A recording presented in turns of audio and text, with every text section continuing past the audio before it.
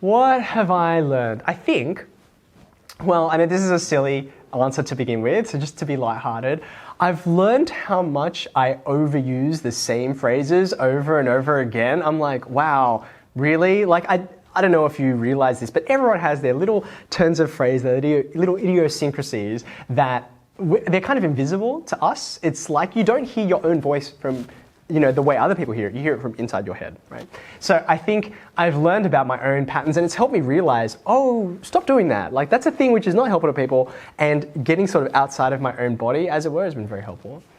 I think probably to be more serious, the thing that I've taken with me that I kind of learned unconsciously when I was at school, because I did 4 units of English for my HSC and I studied drama for 4 years as well, is something that I didn't realize was important until I started to see myself doing it and realize the impact it had on my students.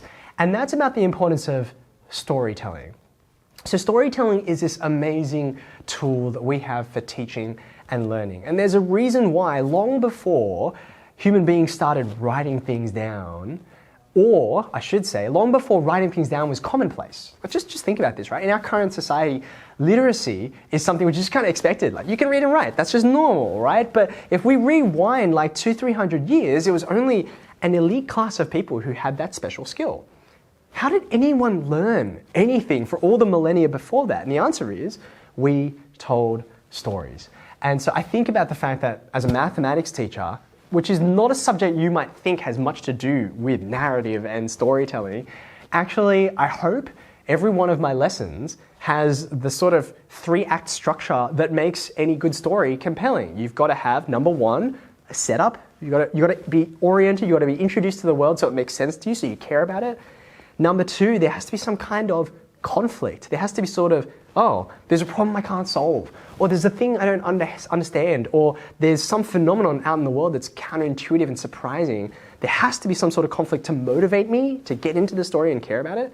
And number three, there has to be resolution. There has to be a happy ending to the story. The hero makes sense of this crazy, confusing world. They come to a new understanding of the world they live in and themselves, and it all clicks and makes sense. That's something we all want. So I think that's something which wasn't explicit in my mind before, but now I realize how important it is to me as a teacher.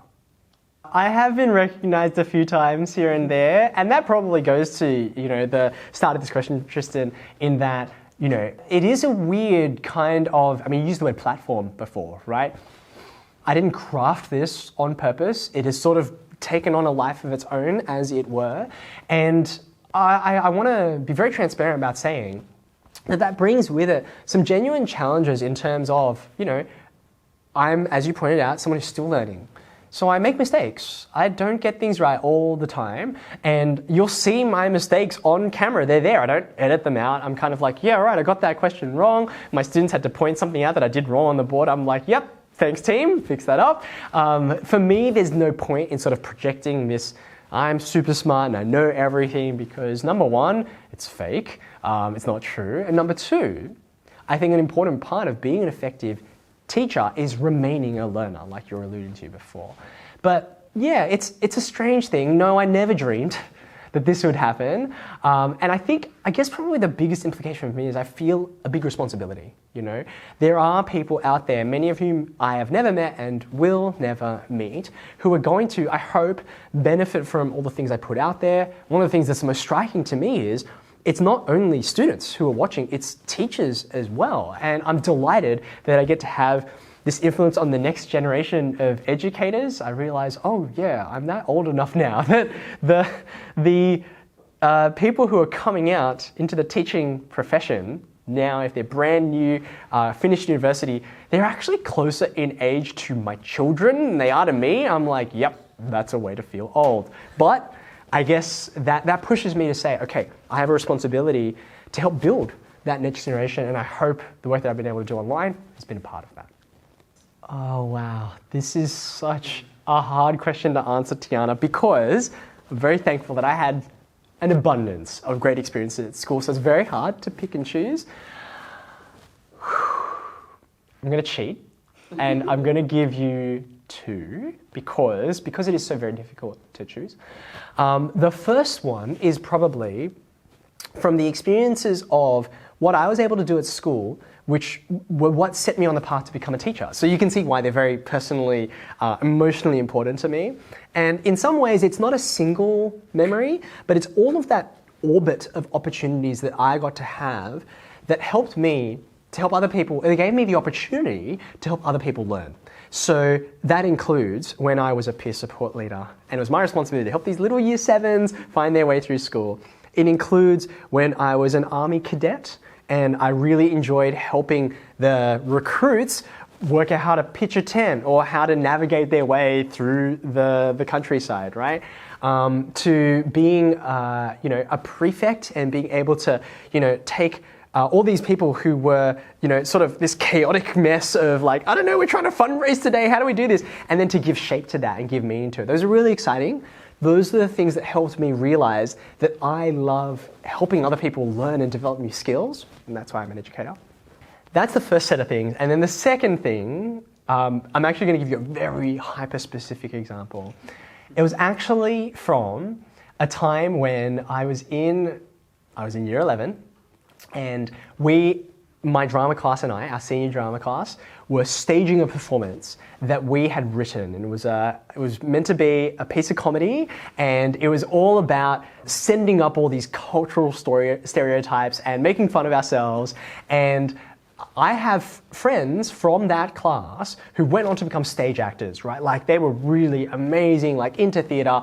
And look, I enjoyed being on stage, but I'm not a gifted actor, right? So I was very much kind of like a minor player, a minor character in this play.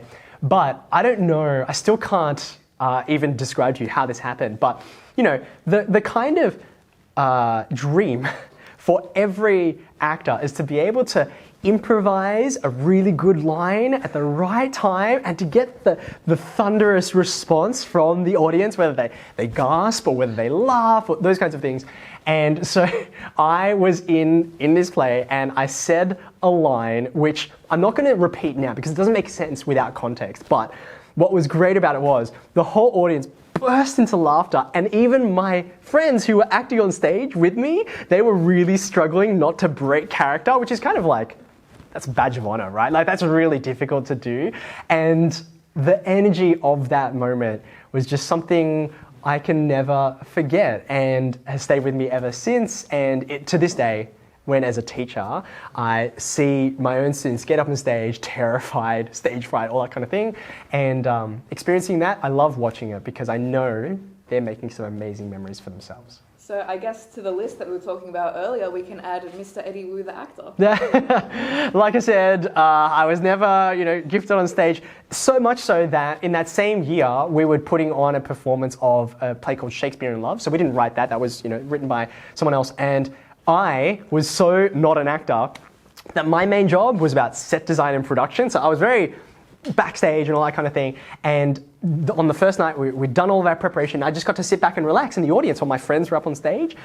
What I didn't know is that one of my friends who was the villain of the play, actually, during the course of the play, he actually injured himself very seriously. He ran into a door and shattered his kneecap. And so my drama teacher came to me in the middle of Act 2 and said, Eddie, Ashwin's broken his knee. And I said, that's terrible. Like, I'm so sorry to hear that. And she said, no, you don't understand. And she thrust a script in my hand. She said, Ashwin's broken his knee. You're Ashwin now. And I was like, you have to be joking, right? So I went on stage with his costume on, and my friends who were on stage knew, but the whole audience is like, what's going on? And so they're like, look everyone, it's Lord Wessex. Like they had to make it out as if I just had a costume change, like we just had a change of actor midway. So that was definitely desperate times call for desperate measures. I'm not an actor unless, the real actors get some life, threatening injury. That's when I step in.